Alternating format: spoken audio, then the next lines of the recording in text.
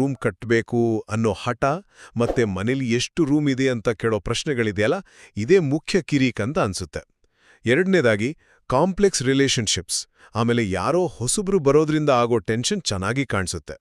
ನಂಗೆ ಮದುವೆ ಆಗ್ಬೇಕು, ಆಮೇಲೆ ಈಗಾಗಲೇ ಇಬ್ರು ಹೆಂಗಸರು ಇದ್ದಾರೆ, ಮೂರನೆಯವರನ್ನು ಯಾಕೆ ತರ್ತಿದ್ದೀರಾ ಅನ್ನೋ ಥರದ ಕೋಪದ ಮಾತುಗಳು, 11 ವರ್ಷದಿಂದ ಜೊತೆಗಿರೋ ವ್ಯಕ್ತಿ ಬಗ್ಗೆ ಮಾತು, ಮತ್ತೆ ಅವಳು ನಿಂಗೆ ಮೋಸ ಮಾಡ್ತಿದ್ದಾಳೆ, ಸುಳ್ಳು ಹೇಳ್ತಿದ್ದಾಳೆ ಅನ್ನೋ ಆರೋಪಗಳು, ಇದೆಲ್ಲ ಸೇರಿ ಸನ್ನಿವೇಶ ಇನ್ನೂ ಕಾಂಪ್ಲಿಕೇಟೆಡ್ ಆಗಿರೋ ಹಾಗೆ ತೋರಿಸುತ್ತೆ. ಕೊನೆಗೆ ಪಾತ್ರಗಳ ನಡುವೆ ನಿರಾಶೆ, ಸಿಟ್ಟು, ಆಮೇಲೆ ಅವರ ಮೆಂಟಲ್ ಸ್ಟೇಟ್ ಬಗ್ಗೆನೇ ಡೌಟ್ ಬರೋ ಹಾಗೆ ಇದೆ. ನಿನ್ ತಲೆ ಸರಿಯಿಲ್ಲ, ವಿಲ್ಪತ್ರ ಸುಳ್ಳಲ್ಲ ಅನ್ನೋ ಮಾತುಗಳು, ಡಾಕ್ಟರ್ನ ಕರ್ಕೊಂಡು ಬರೋ ಪ್ರಸ್ತಾಪ, ಇದೆಲ್ಲ ಪರಿಸ್ಥಿತಿ ಎಷ್ಟು ಸೀರಿಯಸ್ ಆಗಿದೆ ಅಂತ ತೋರಿಸುತ್ತೆ.